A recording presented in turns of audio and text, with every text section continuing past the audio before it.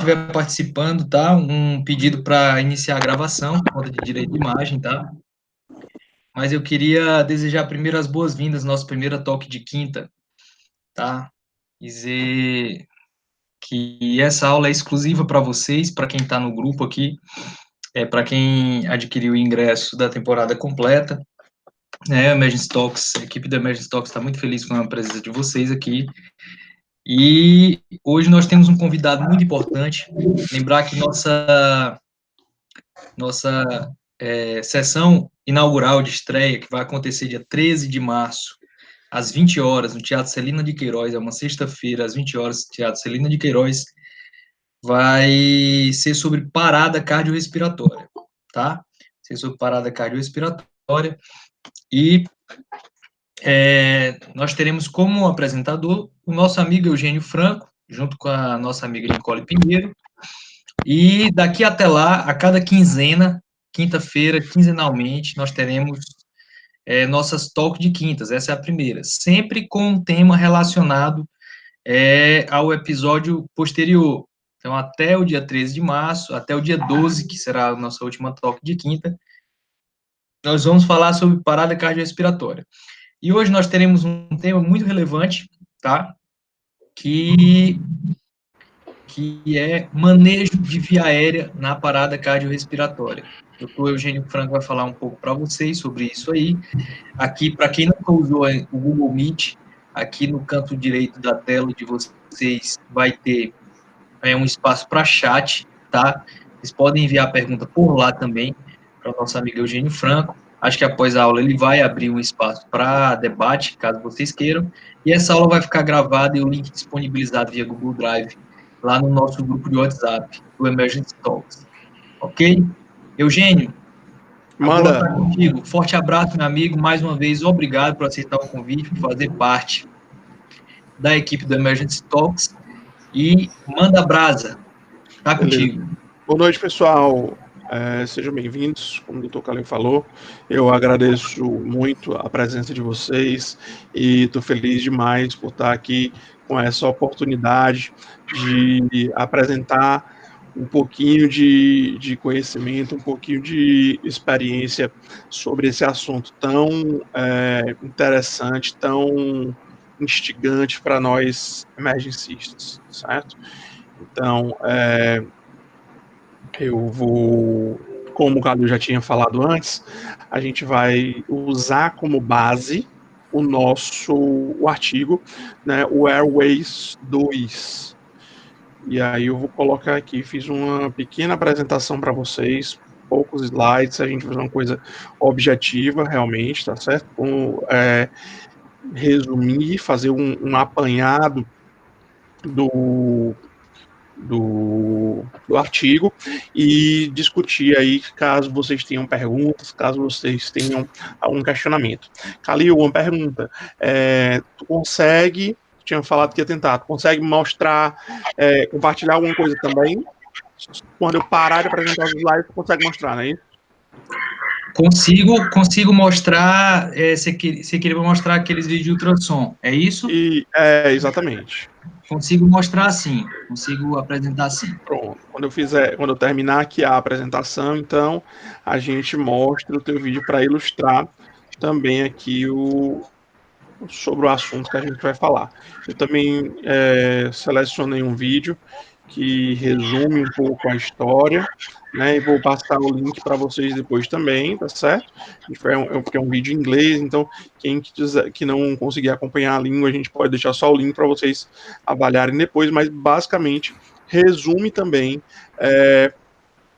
a visão, né, do artigo que a gente vai discutir, que é o Airways 2, tá? Deixa eu só achar aqui a tela. Tá todo mundo vendo a tela, o título?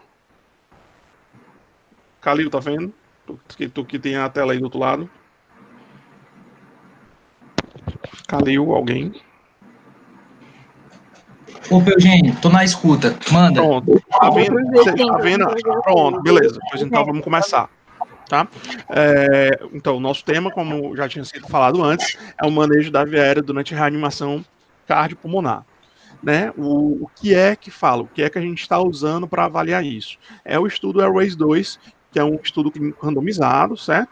E ele compara, né, o nome completo do artigo, do estudo, é o efeito de uma estratégia, né, da decisão de uma estratégia, né, de escolher um dispositivo supraglótico de vias aéreas versus intubação traqueal, ou seja, via aérea avançada, durante a parada cardíaca extra-hospitalar, certo? Importante, esse estudo é feito com extra-hospitalar, e qual é o efeito que essa decisão vai ter sobre o resultado funcional, sobre a funcionalidade do paciente após a alta hospitalar, resumindo, certo? Ou assim, durante o período de acompanhamento. Isso é um artigo publicado no JAMA, certo?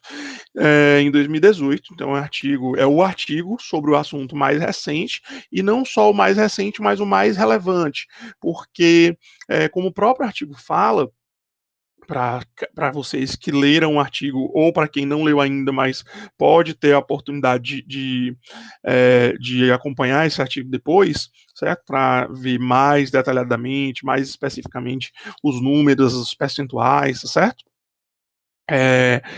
O que é que acontece? A parada cardíaca extra-hospitalar não é um evento comum, né? É um evento é, infrequente.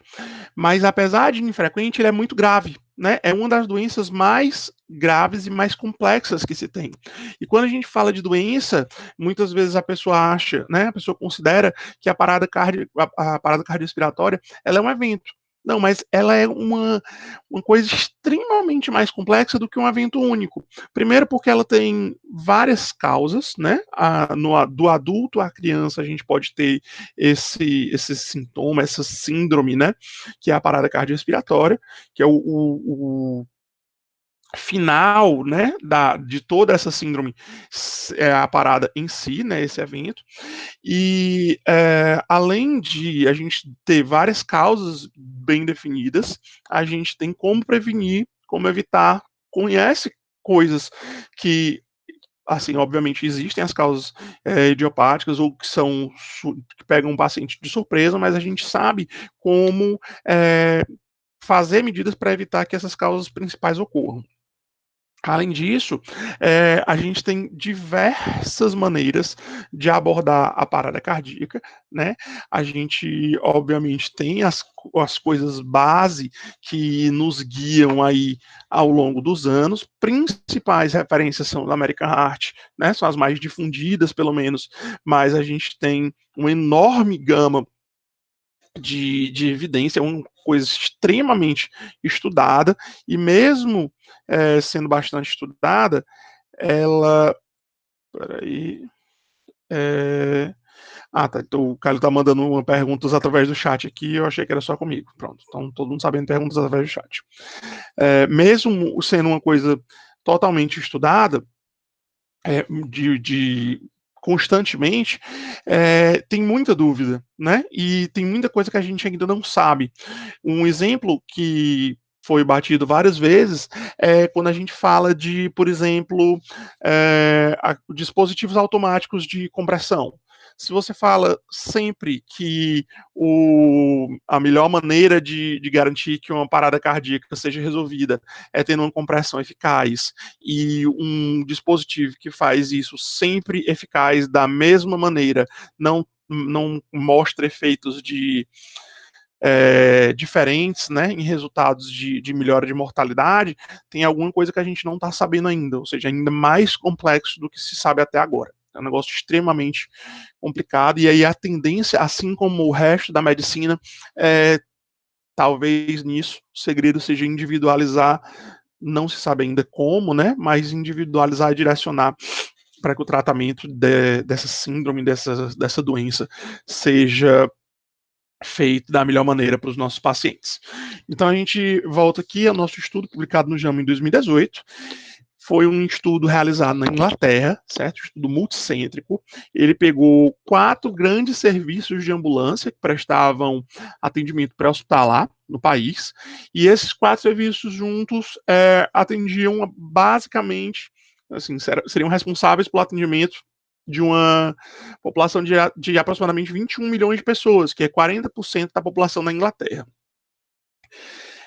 O grupo geral, né, a ideia geral do artigo, do estudo, seriam pegar pacientes com 18 anos ou mais, pacientes adultos, que tiveram parada cardíaca extra-hospitalar, como a gente falou, e uma parada cardíaca extra-hospitalar não traumática, certo? Para não entrar muito no critério de deve ou não deve reanimar, ou outros detalhes dessa maneira, desse sentido.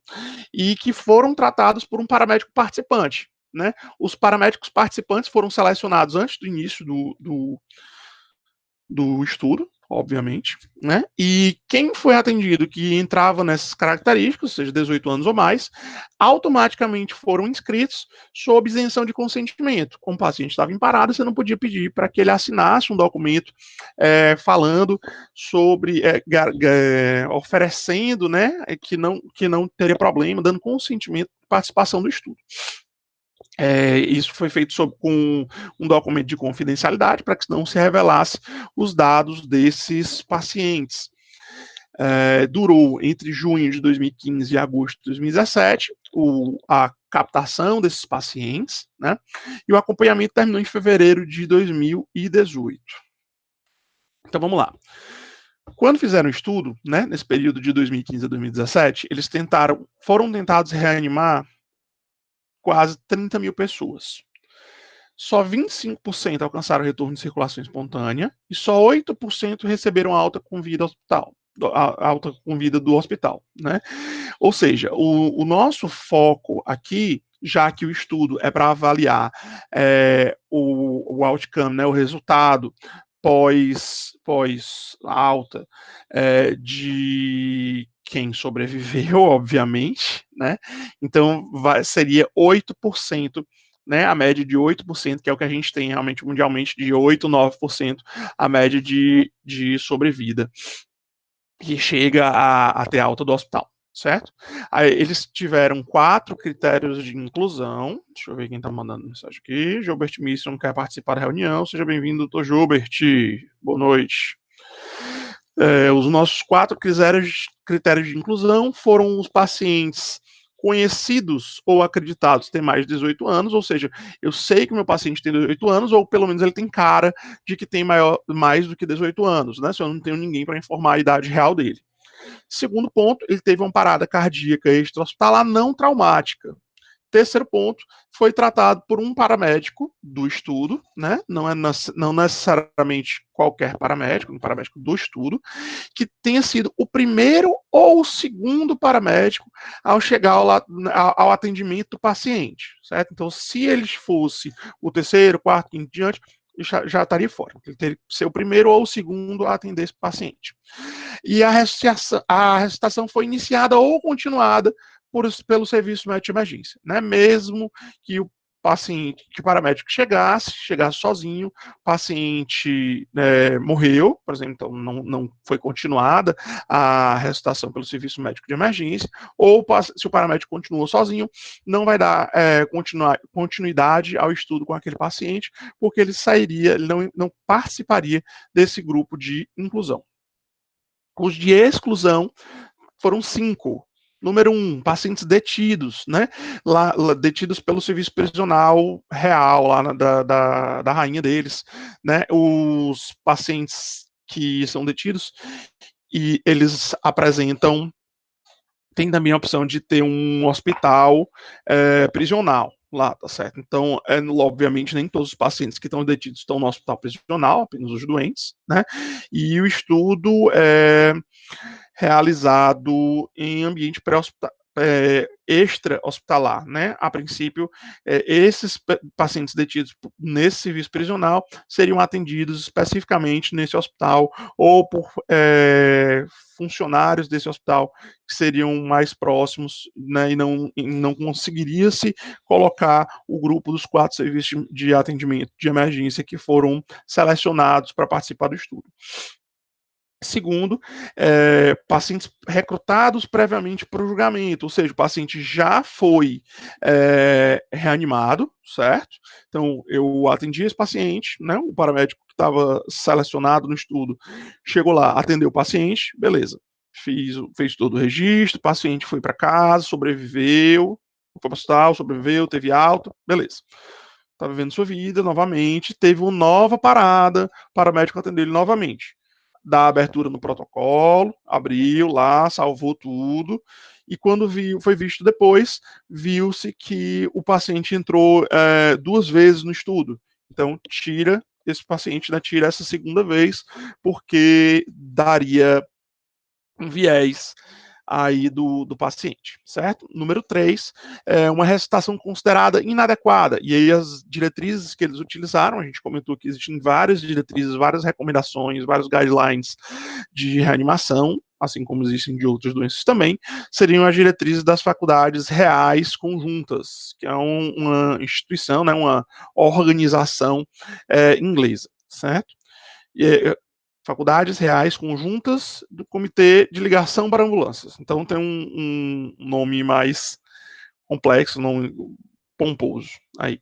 O quarto item seria a via aérea avançada já no lugar, né? O paramédico do estudo chegou e alguém já tinha colocado essa via aérea. Seja, quando ele coloca a via aérea avançada, o paciente está entubado.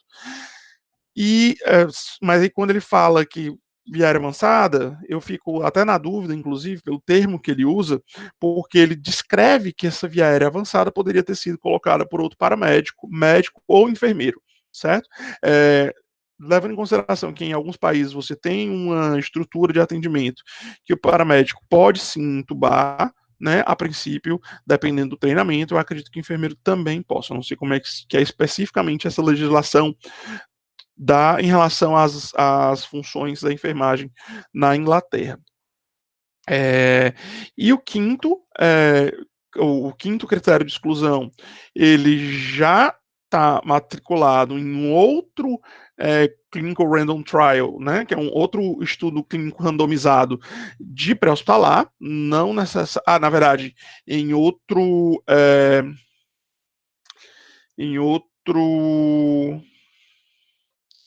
em outro estudo de algum dos outros quatro, né, algum dos outros quatro serviços, e a boca do paciente abriu menos de 2 centímetros, que impediria ou dificultaria muito a abordagem dessa via aérea, certo? Então vamos lá, esses foram os critérios de inclusão e exclusão. O resumo do artigo, certo? Ele comparou, eu vou colocar aqui uma imagem após ler esse comentário, que é a conclusão do artigo, certo?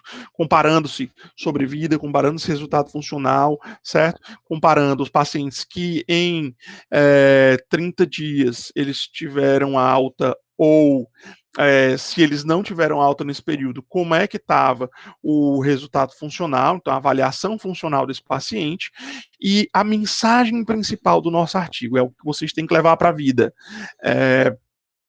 Não houve diferença, né? Não foi favorável a diferença, não teve resultado favorável utilizar uma via aérea avançada se comparada à abordagem de utilizar-se um dispositivo supraglótico. O dispositivo supraglótico que foi utilizado foi o iGel. O iGel é um dispositivo em formato de máscara laríngea, mas que ele tem uma peculiaridade, ele não é insuflável, ele não tem cuff, né?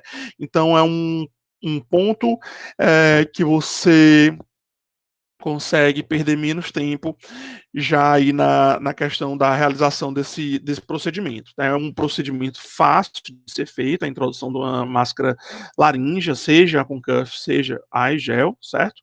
É muito mais fácil do que a intubação orotraqueal, e além de ser muito mais fácil que a intubação orotraqueal, você precisa de menos treinamento, ou seja, a curva de aprendizado é menor, e além de você ter uma curva de aprendizado menor, você precisa de menos repetições daquele procedimento com uma frequência menor, para que você não desaprenda, digamos assim. Obviamente, se mesmo que você tenha atingido uma curva de aprendizado daquele procedimento, seja intubação traqueal, seja qualquer outro procedimento, se você passa um tempo muito grande sem fazê-lo, você acaba sendo menos habilidoso para realizar aquele procedimento.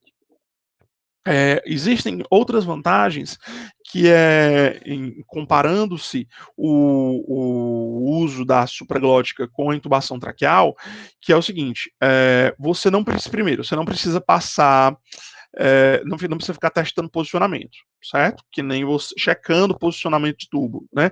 Eu quero conferir se esse paciente realmente está entubado, eu vou auscultar estômago, depois vou auscultar um lado, vou auscultar o outro, e aí, consequentemente, ok, tá tudo bem, vamos fixar esse tubo, insuflar o CAF já estava insuflado, mas vou fixar o tubo se tiver ok, e isso já é um procedimento a mais, é um passo a mais em que, além de perder tempo oxigenando o paciente, já que o objetivo de avaliar, né, o objetivo desse estudo é avaliar o fornecimento de ar, o fornecimento de oxigênio durante a parada.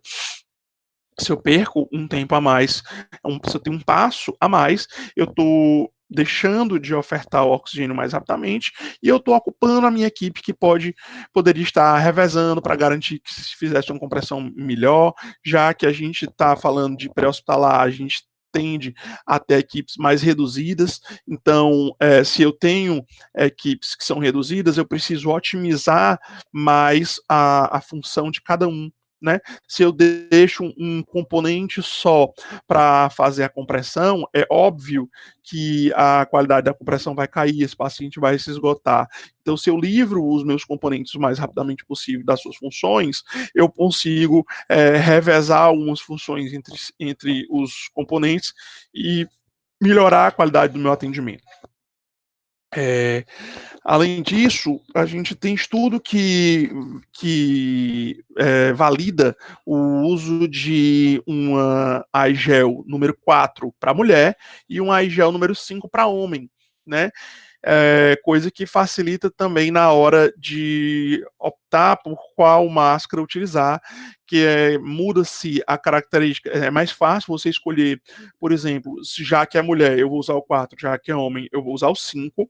Quando a gente fala de tubo, vai entrar tamanho do tubo, vai entrar se eu vou usar fio guia, se eu vou usar bugie, se eu não quero usar nenhum, porque aparentemente eu não me importo tanto com a possibilidade desse paciente não conseguir ser entubado, né? Então, se eu não conseguir entubar o paciente, nunca façam isso, tá certo? É uma demonstração só serve para valorizar seu ego. Você está arriscando a vida do paciente sem necessidade, certo? Então, eu não preciso definir se eu vou usar bugie, fio guia, se eu vou usar videolaringoscópio, se eu vou usar laringoscopia direta, qual é o tamanho de lâmina que eu vou utilizar, não preciso insuflar CAF, não preciso fixar, na verdade, na máscara, na iGel. Existem dois tipos de iGel quando você vai fazer a compra. Um já tem o kit de fixação, né? Então é como se fosse uma borracha que você passa por trás do pescoço, coloca um lado, são 2 orifícios, coloca o orifício de um lado, coloca o orifício do outro, já está fixado, conecta o ambu, né, a bolsa válvula máscara, e oferta a esse paciente o oxigênio, né, de maneira adequada. Diferentemente das máscaras laríngeas tradicionais, né, tanto as de primeira como de segunda geração. A diferença da primeira para a segunda geração é que a partir da segunda geração você tem um lumen adicional onde você pode passar uma sonda para poder fazer aspiração no estômago, evitar a broncoaspiração, né? Lembrando que os dispositivos extraglóticos, eles não impedem, não são via aérea definitiva, então eles não impedem a broncoaspiração, mas se tem essa opção de descomprimir o estômago para diminuir a possibilidade de mais essa complicação. Além disso, pelo fato de você estar com um dispositivo que não necessita de insuflação, esse dispositivo ele tem uma menor chance de insucesso na sua passagem, né? Uma das complicações, uma das dificuldades das máscaras laríngeas que tem cuff é quando você vai introduzir e a ponta dela dobra, né? E aí você não consegue posicionar adequadamente a máscara laríngea na via aérea do paciente. Com o fato de ser uma via aérea, né, de ser uma máscara laríngea de dispositivo que não tem cuff, a tendência é que você consiga acoplar adequadamente, certo? Consiga acoplar mais facilmente. Vamos lá. Vamos para o nosso gráfico, certo? A gente tem aqui o resumo em forma de desenho, né, em forma de encarte, de todo esse artigo. Então, a gente tem aqui aquele ponto que a gente comentou no começo, né, que é a parada cardíaca séria, né, é grave, é súbita, e ele coloca como comum. Não é comum, não, tá certo? Ela tem uma certa frequência, obviamente, mas se você for comparar com outras patologias, ela não é uma das causas mais comuns, né? Não é um dos eventos mais comuns, não, certo?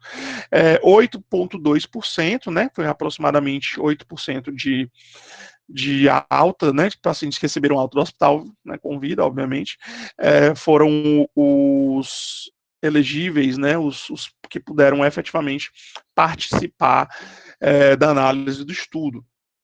Sempre foi tratando-se de uma parada cardíaca extra-hospitalar, certo? E o motivo, né, não sabia-se qual era a melhor maneira dos paramédicos ofertarem essa forma de ventilar esses pacientes, né? Se com intubação, se com dispositivo supraglótico, certo? Aqui é a descrição, tá certo? Então, na intubação seria um tubo plástico flexível, né? E é colocado na via aérea anterior do paciente, certo? E foi há muito tempo, né? Era a técnica clássica, obviamente a intubação orotraqueal, ela surgiu muito antes das máscaras laríngeas, e por décadas foi se utilizado como padrão ouro, na verdade como único padrão, inclusive. Foram feitos outros estudos anteriormente, não com a mesma grandeza, não com a mesma importância, não com a mesma relevância do Airways 2, e esses estudos foram sugerindo, dando ideia de que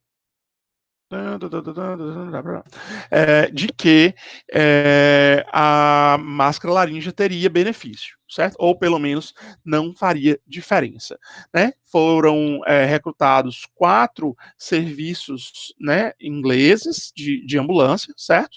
E foram avaliados, foram randomizados 1 para 1, certo? Então a gente tanto é que a gente teve 764 para intubação, que intubaram 4.407 pacientes, e a gente teve 759 paramédicos designados para o uso do dispositivo supraglótico, no caso da IGEL, que a gente teve um total de 4.882 pacientes, certo? Então, 1 para 1. Um dos problemas, digamos assim, desse estudo, que você não podia colocar ele como duplo ou triplo cego, porque você não tinha como dizer, como o paramédico não saber aonde ele ia dar plantão, obviamente, porque senão ele não chegaria lá, né? Então não podia se tirar esse viés de pacientes que vão ser do bairro da cidade tal, vão ser mais beneficiados se forem intubados, ou vão ser mais beneficiados se forem utilizados os dispositivos supraglóticos, né? Esse é um viés que não tinha como ser evitado. E a segunda coisa é que você não tinha como o paramédico descobrir na hora o que é que ele ia fazer. Então, ele já foi randomizado antes, mas foi dito para ele qual era o procedimento que ele deveria utilizar para a primeira opção de definição de via aérea na hora do atendimento da parada cardiorrespiratória. Incluiu também um ponto que foi, se o paramédico não conseguiu lembrar adequadamente, em algum momento, do protocolo, aquele caso ali, que ele foi excluído, tá certo? Assim, por algum motivo, o paramédico não tinha o protocolo todo na cabeça, e aí é por isso que eu digo, a gente tem um resumo aqui, é uma parada cardíaca é comum, mas ele justifica o fato de excluir essas situações de que o paramédico não lembrava, justamente dizendo que não é tão comum você atender uma parada cardíaca extra-hospitalar, certo? Então, realmente não faz sentido. Pode ser, talvez, estatisticamente, considerando tantos grupos, um evento mais comum, mas para cada indivíduo, menos. Eu não sei qual foi a lógica que ele usou para isso, tá certo? A média de idade dos pacientes foi de 73 anos e o 36% dos pacientes eram do sexo feminino. A gente sabe que são características das patologias que causam a parada cardíaca terem maior acometimento de homens, certo? Então vamos lá. Eles compararam aqui também pacientes vivos com pequena ou nenhuma disability, nenhum déficit, certo? E aí eles fizeram uma MR5, que é um score modificado da escala de ranking, né? Que é uma escala de dependência, de funcionalidade desses pacientes, certo? E aí a gente tem aqui o número de pacientes e ele compara o uso de intubação com o uso do dispositivo supraglótico, e a gente tem 79% dos pacientes ventilação com sucesso nas primeiras duas tentativas. Eu tenho 79% dos pacientes que foram intubados e 87% dos pacientes que passaram o AIGEL. Então, eu tenho 87 contra 79, o sucesso já na primeira ou segunda tentativa de abordagem de via aérea. Regurgitação, né? Ou seja, o paciente vomitou, então provavelmente aspirou, mas eu tenho uma aspiração em separado aqui. A regurgitação, eu tenho 24,5% dos pacientes intubados, eles vomitaram, e 26,1% dos pacientes que receberam dispositivo supraglótico vomitaram, certo? Então a gente tem realmente um número maior aqui, certo? Mas a gente sabe que o dispositivo supraglótico ele não é uma via aérea definitiva, então ele vai jogar também ar para o estômago. Em compensação, quando a gente fala da aspiração especificamente, né? Ou seja, a gente viu qual é o critério de aspiração. Eu vi vômito, né, entrando nos pulmões do paciente, né, ou seja, entrando na via aérea, 14,9% para tubo e 15,1% para sonda ou para dispositivo supraglótico. Então é uma diferença bem pequena, certo? Beleza. Isso foi resumo de quem era o meu estudo, tá certo? Resumo de quem era o meu estudo. E aí as intervenções recebidas nesses pacientes. O total de pacientes, né, foram 9.296, divididos em aproximadamente 1 para 1, certo? Não houve manejo avançado de via aérea, foram 985, sobrevivência de 25,2%. Isso aqui é sobrevivência na hora, né? Não é o que foi de alta para o hospital. Aí depois ele compara o grupo aqui que teve manejo de via aérea avançada, e desses 3.409 total, certo? Vai descer para primeiro intubação, eu vou ter 2.724, e depois, né, comparando, o primeiro, o dispositivo supraglótico, 623. Sobreviveram 6,4% dos pacientes aqui com dispositivo supraglótico e sobreviveram 3,1% dos pacientes com primeira tentativa de intubação. Isso aqui seria o grupo que dá intubação, certo? No segundo grupo, então um grupo responsável aqui pela primeira tentativa ser ser utilizando o dispositivo supraglótico.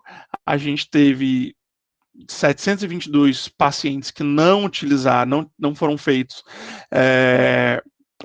nenhum manejo avançado de via aérea, e a gente teve 23,9% de sobrevida, e aí com 722 pacientes. E a gente teve 4.161 pacientes que dividiram-se novamente aqui em primeiro tubo ou primeiro supraglótico, com uma sobrevida de 5,4 para supraglótico e de 3,5 para intubação.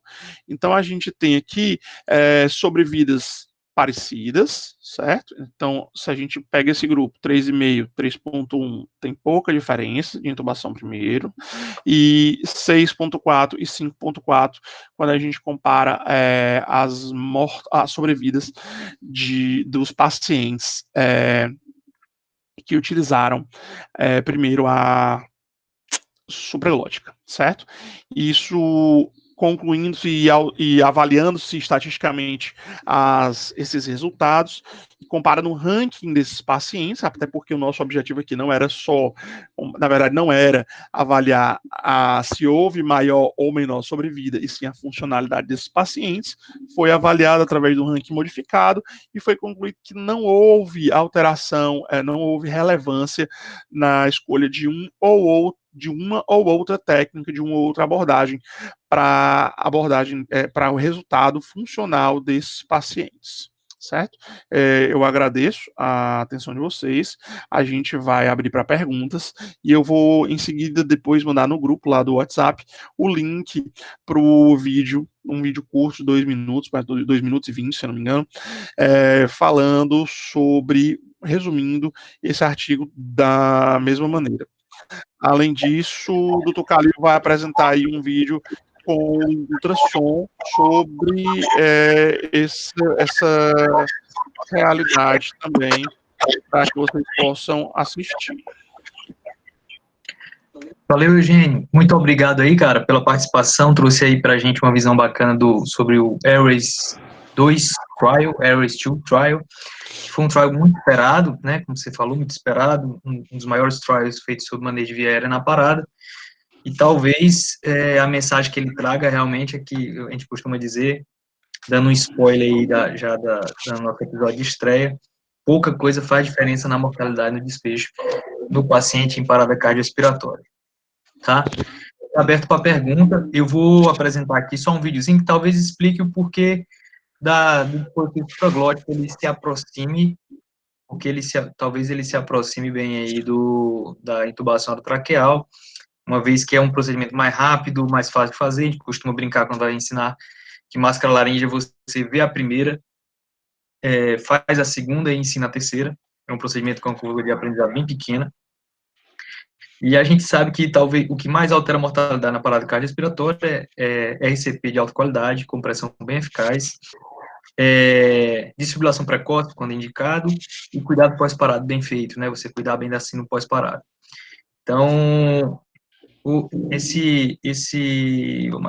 aqui, vou abrir minha tela inteira aqui, só um instante. Convidado internacional, bem-vindo, doutor Nicole. Está quase acabando, mas diretamente do Canadá.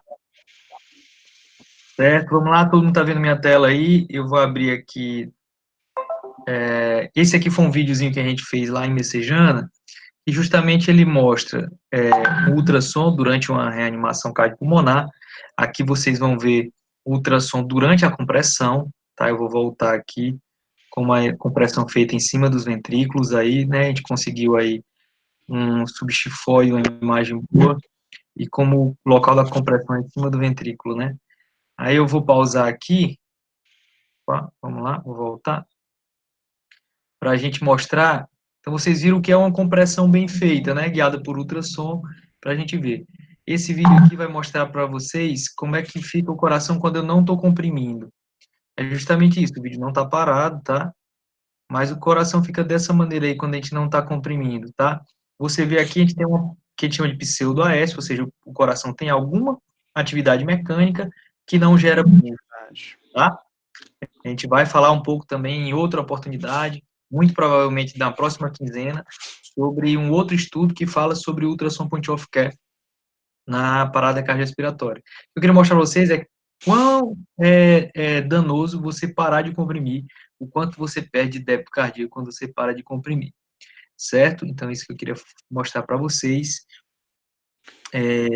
Calil, só um ponto importante é que, lembrando que além desse efeito que a gente viu aí no vídeo do Calil, que mostra a diferença de você estar comprimindo e não estar comprimindo, é muito importante a gente lembrar que não é imediato o fluxo, não é imediato esse débito gerado quando você volta a comprimir. Você leva aí mais ou menos uns 12, 13 compressões para você voltar a ter um fluxo adequado. Então, além de você perder imediatamente esse fluxo, né, esse débito cardíaco, você demora para recuperar cada vez que você volta a comprimir. E aí, quando você volta a comprimir, quando você vai entubar, por exemplo, muitas vezes você vai ter que parar por pouco tempo, muitas pessoas tendem a parar por pouco tempo para conseguir introduzir o tubo na via aérea. E aí o principal problema, né, assim, a principal lógica de não haver benefício quando você intuba ou quando você passa máscara laríngea, seja esse aí, você vai evitar a parada de compressão, seja para verificar o posicionamento do tubo, seja para a própria passagem do tubo. Então, assim, beleza, não temos perguntas, mas, assim, deixar um recado para quem também vai ver esse vídeo depois, que o grupo do WhatsApp lá que a gente tem, o Emergency Talks, primeira temporada, temporada 1, ele serve também para essas discussões pré-episódio, né, antes da estreia, e a Talk de Quinta é para isso, para que até lá nós teremos 3 Talk de Quintas até nosso episódio de estreia. Então, a gente vai trazer conteúdo justamente para você chegar no dia da nossa estreia e conseguir aproveitar ao máximo, né, nosso episódio de estreia, que certamente vai ser um negócio bem proveitoso, bem divertido, uma forma lúdica de falar, de transmitir. Então, a gente fica à disposição.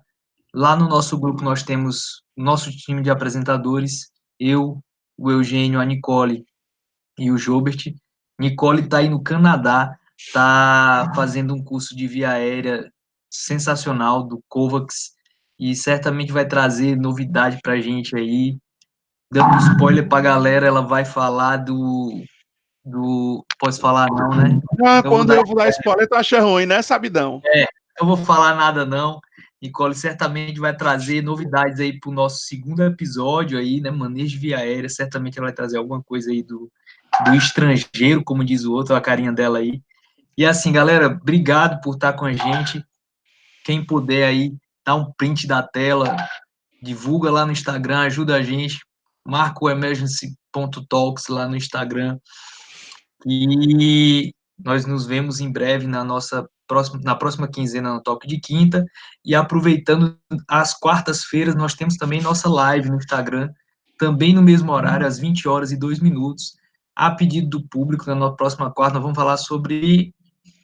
O tema será assim, no coronariana aguda, e a gente vai falar especificamente sobre quando e como trombolizar o paciente com síndrome coronariana aguda. Aí é bom. Certo? Então, assim, aproveito para divulgar, a live no Instagram é liberada para todos os seguidores lá do Emergency Talks, essa a Talk de Quinta é exclusiva para vocês, para quem comprou o ingresso temporada completa. Então, desejar uma boa noite, já estou com minha roupinha, vou para o meu plantão, e já estou um pouquinho atrasado, vou chegar aí 5, 10 minutinhos atrasado, mas um forte abraço a vocês. Eugênio, mais uma vez, obrigado pela parceria no Emergency Talk, como sempre. É um grande amigo, um grande parceiro e abrilhanta muito nossas sessões com o seu conhecimento. Muito obrigado, amigo. Nicole, aproveita aí o Canadá, aproveita o curso de via aérea, traz novidade para a gente. E você que está acompanhando aí, até a próxima quinzena. Quiser mandar pergunta no grupo, pergunta para o Eugênio, pergunta para mim, para a Nicole, pode mandar lá também. Ao longo desse mês, até o episódio de estreia, nós vamos continuar compartilhando material com vocês. E já está marcado também daqui a 15 dias, no mesmo horário, 20 horas e 2 minutos, nossa próxima talk de quinta. Só vou avisar depois quem será o próximo apresentador escolhido aí para falar para vocês. sobre ultrassonografia point of care, parada cardiorrespiratória. Será que cabe aqui? Então vamos falar para vocês aí. Aproveita para ajudar na divulgação, aumentar esse grupo. Emergency Talks, episódio de estreia, dia 13 de março, às 20 horas, no Teatro Celina de Queiroz. Forte abraço, galera. Forte abraço.